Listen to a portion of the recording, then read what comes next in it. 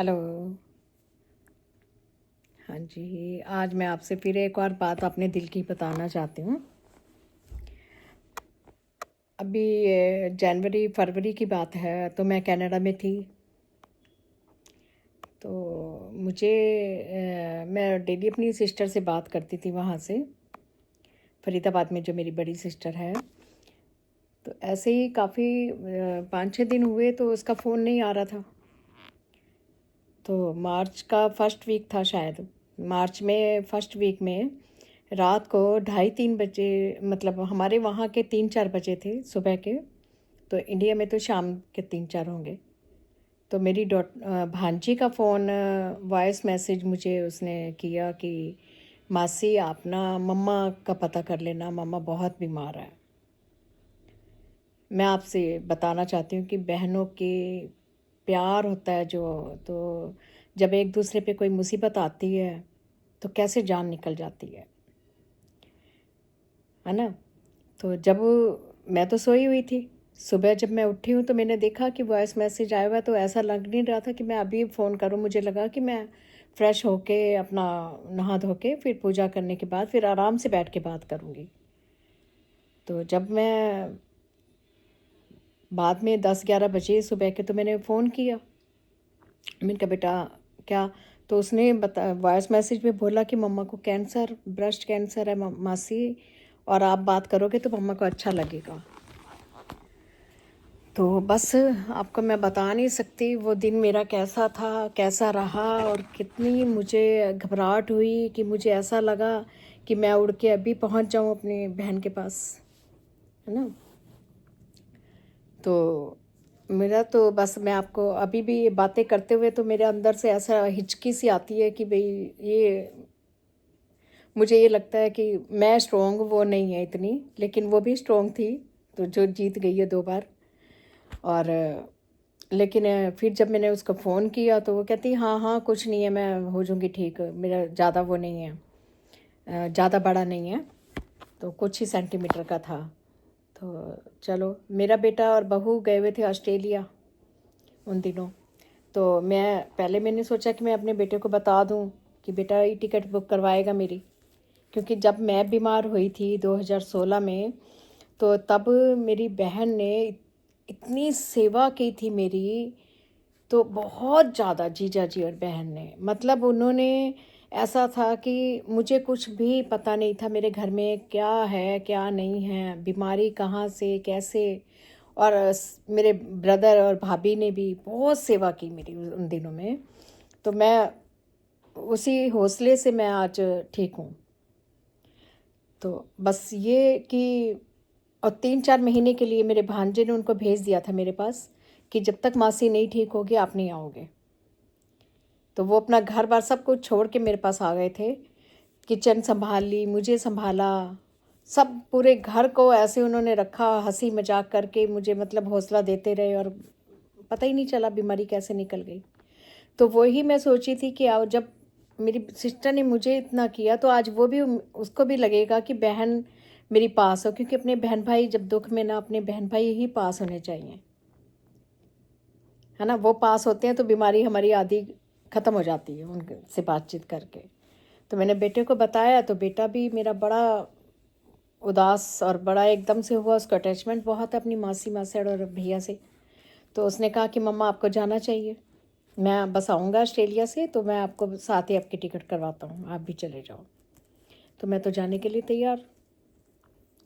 और फिर उसके बाद जी, जो मैं जब बेटा आ गया तो मैंने उसको, सिस्टर को बताया कि मैं आ रही हूँ मार्च में एंड में, आपके पास पहुँच रहा हूँ।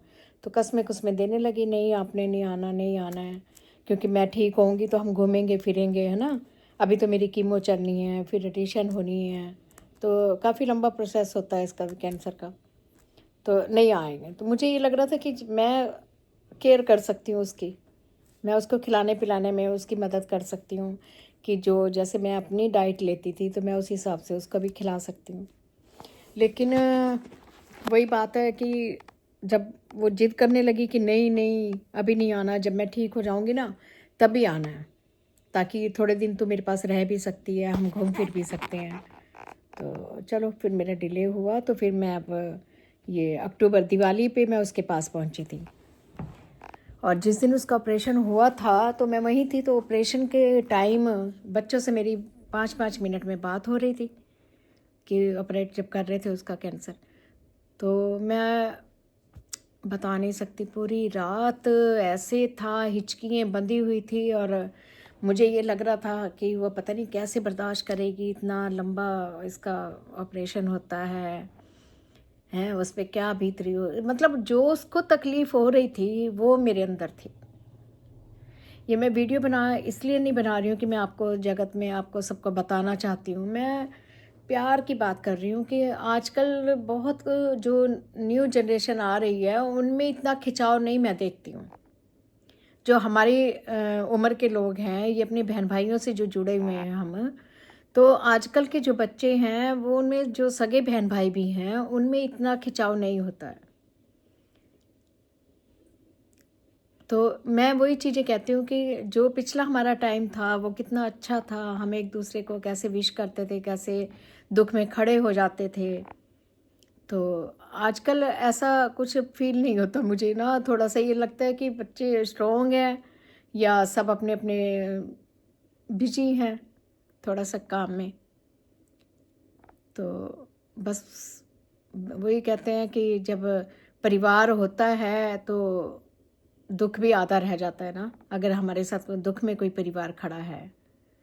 तो मैं कहती हूँ हम बहुत लक्की हैं जो हमें परिवार अच्छा मिला है। हमारे पेरेंट्स इतना प्यार डाल के गए हैं कि हम एक दूसरे से अलग ना हो। लड़ाई झगड़ा सब बहन भाइयों में होता है, लेकिन उसको हंसी मजाक में टाल देना या फिर माफ़ी मांग लेना एक दूसरे से, है ना, तो रिश्ते कायम रहते हैं। अगर थोड़ा सा झुक जाओ कहीं भी तो वो रिश्ते हमेशा कायम रहते हैं। तो ये चीज़ें बच्चों को आजकल सिखा भी दो। अब जैसे बच्चे तो बोल देते हैं वो हमारे बर्थडे पे विश नहीं किया, हम उनके बर्थडे पे क्यों विश करें, या हमें नहीं जाना उनके घर, वो हमारे नहीं आते हैं। तो मुझे ये लगता है कि पता नहीं, हम नहीं बदल सकते अब। हमें अगर वो बदलना भी चाहें तो हम नहीं बदल सकते हैं। तो इसलिए हम तो अपने बहन भाइयों में पूरा जितना हम दे सकते हैं। लाइफ का कुछ नहीं पता है कि कितना टाइम हमने रहना है, कितना टाइम नहीं रहना है। जितना भी टाइम हमने जीना है, हर रोज़ नई सुबह जो हम कहते हैं ना, धरती को नमस्कार करते हैं, तो ऐसे ही उस रिश्ते को, बहन भाइयों का जो भी रिश्ते हमारी लाइफ में जुड़े हुए हैं, हम उनको भी दिनचर्या पे ही फ़ोन करके उनका हालचाल पूछ के हम उनको विश करते हैं कि आप सब ठीक हो। यही आजकल बहुत बड़ी बात होती है कि एक दूसरे की आवाज़ सुन लेते हैं हम। तो बस यही मैं सबको कहना चाहूँगी कि रिश्ते कायम रखो अपने। अभी एक शादी अटेंड की है तो उसमें बहुत पुराने रिश्तेदार सभी मिले और बड़ा अच्छा लगा। जो बाहर से भी बच्चे आए हुए थे, इतना काफ़ी सालों बाद देखे हैं। 30-32 साल के बाद हम एक बच्चों को मिले हैं। बहुत अच्छा लगा मुझे। और सब ऐसे मिल रहे थे जैसे हम तो बहुत क्लोज हैं। तो ये चीज़ें बहुत कम रह गई हैं अब तो चलो, मैं तो यही कोशिश करती हूँ कि हम अपनी तरफ से रिश्ते बना के रखते हैं। आगे सामने वाला कैसा है, वो क्या निभाना चाहता है, कैसे रखना चाहता है, तो वो उनकी मर्ज़ी है। हम अपनी तरफ से गलत वो ना करें किसी के साथ। Thank you.